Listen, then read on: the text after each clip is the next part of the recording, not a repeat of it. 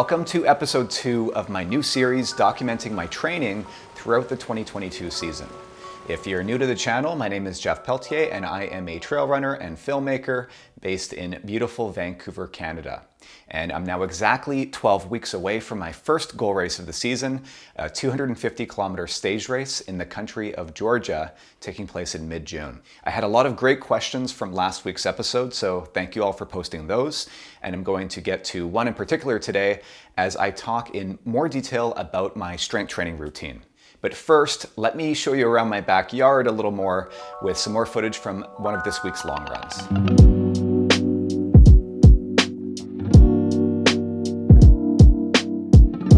We're lucky here in Vancouver to have what has to be one of the most beautiful stretches of pavement in the world, the Seymour Valley Trailway in North Vancouver's Lower Seymour Conservation Reserve. It's a rolling stretch of perfectly paved road that is completely cut off to car traffic that leads all the way to the Seymour Dam and Fish Hatchery. So it's a go-to for road cyclists and runners alike looking for something relatively flat and fast. It also provides great access to some of the peaks surrounding the Seymour Valley and acts as a great bailout option for us peak baggers. And you've got a few choices for a mix of single track and crushed gravel as you follow the Seymour River on the way back. And this route is likely to be on high rotation for me over the coming months as I attempt to simulate the flatter and more rolling terrain that I'll be encountering in Georgia.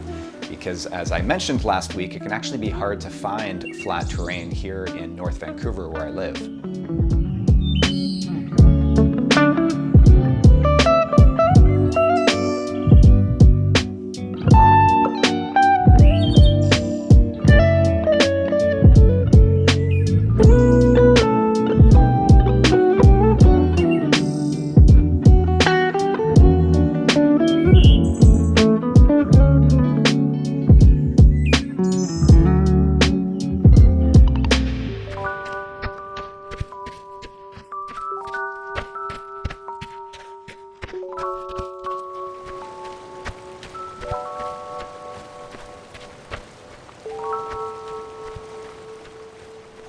Now, this was a recovery week for me, being my final week in my first 4-week block of structured training for the season.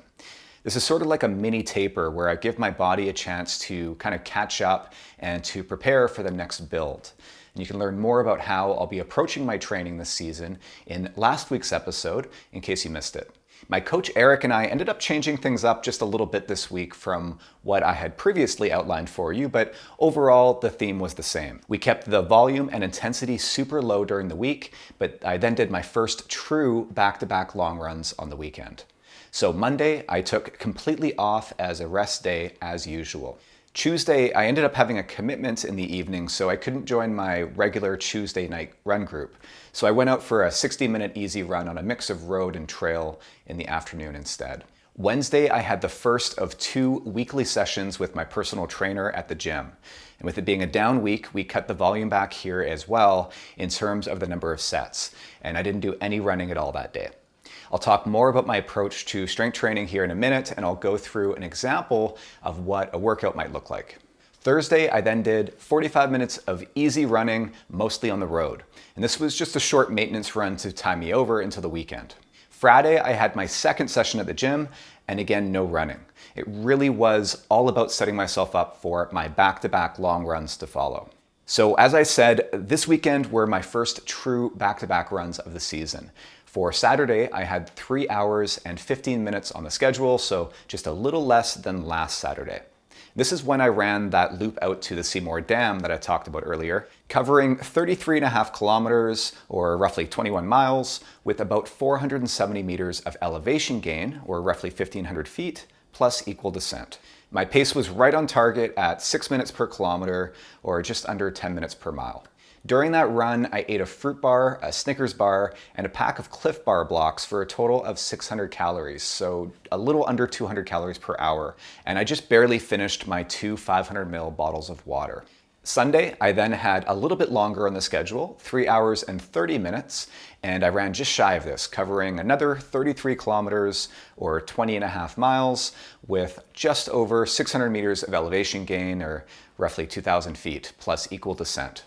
And my pace was a little bit slower than I would have liked for this run, but I was likely pretty fatigued from the day before, and a good part of my route was on some trails that were quite a bit more technical, so I'm giving myself a pass on this one. I fell a little bit behind on my nutrition on this run though, which may have affected my performance, and I definitely finished feeling quite hungry.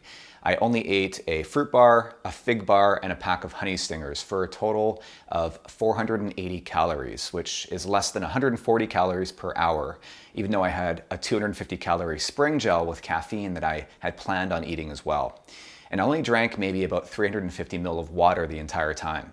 I find it especially hard to drink when it's cooler outside, especially when it's raining, but it's something that I need to work on, along with doing a better job of staying on top of my calories for these longer runs. So in total, my mileage for the week was a little less than last week at 81.5 kilometers, or just under 51 miles, with just over 1,400 meters or 4,600 feet of elevation gain plus equal descent.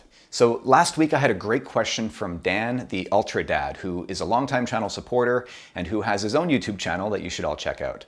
He was wondering what exercises I focus on during my strength training. But before I answer that, I wanted to talk more broadly about my goals, as well as my approach to strength training when it comes to things like macro periodization. For me, the work I do in the gym is all to support my running. I'm not trying to build mass or to be able to lift a certain amount of weight. It mostly comes down to injury prevention. As runners, we tend to overuse and overdevelop certain muscles like the hamstrings while underdeveloping others like the glutes. And strength training helps to counteract these muscle imbalances that can develop and can also help you to mitigate any specific weaknesses that you as an individual might have. Your body is really good at adapting and compensating for these weaknesses while you run, for better or for worse. But it's definitely not sustainable and will eventually lead to injury. So that's my primary goal. And this is increasingly important as I age as an athlete. Now, my secondary goal is to build strength to help me perform better as a runner from a competitive standpoint. So with those goals in mind, it makes sense for me to focus more on strength training during my off season to help lay the foundation for all of the running that I'll be doing throughout my regular season. And as I begin to build volume, it then becomes necessary to pull back on the amount of strength training I'm doing, and eventually to take it out altogether, particularly right before or after a key event. I also tend to tone it down during my recovery weeks like this past week. So that's how I macro periodize, but I also periodize on a weekly level. And this is an area where my personal trainer and I actually are in the process of mixing things up. For the past few months, we've been splitting the 2 weekly sessions into a pull day on Wednesdays and a push day on Friday. This is a pretty common way to split up your exercises. And if you were doing 3 sessions, you might even do a separate leg day on a 3rd day. And it's pretty efficient because you're training all the related muscle groups in the same workout. Now, each session includes a combination of main movements along with what we call accessory exercises for smaller muscle groups, along with some core work. And I usually do these in supersets where I'm rotating between 2 or 3 exercises at a time with little to no break. So here's an example of the exercises I did on Wednesday for my pull day, as well as what I did on Friday for my push day. I typically do 3 or 4 sets of each, with as few as 5 reps for some of the heavier lifting exercises and up to 10 reps for some of the accessory exercises and the core work. And we tend to change up these exercises every month or so, either progressing them with slightly more difficult variations or swapping them out completely for something else. Now, one thing we're in the process of changing though, as I shift to prioritizing my running, is to combine upper and lower body movements within a superset to help minimize the fatigue and strain on my legs, as opposed to doing, say, 3 leg exercises in a row. And during a recovery week, as I mentioned, we'll drop the number of sets down from 4 to 3 or even 2 for most exercises. So really shifting to maintenance mode. All of the exercises that my trainer schedules for me are loaded up into an app called Trainerize, in case I'm traveling or need to do a workout on my own.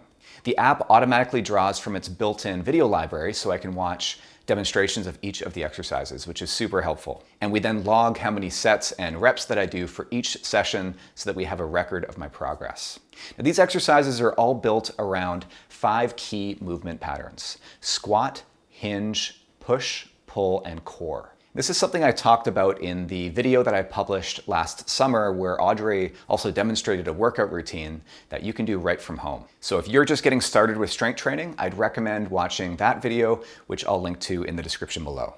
One thing I wanted to clarify though as well is that my personal trainer, my strength training coach, as I sometimes refer to him as, is a different person from my running coach, Eric, who handles my running program.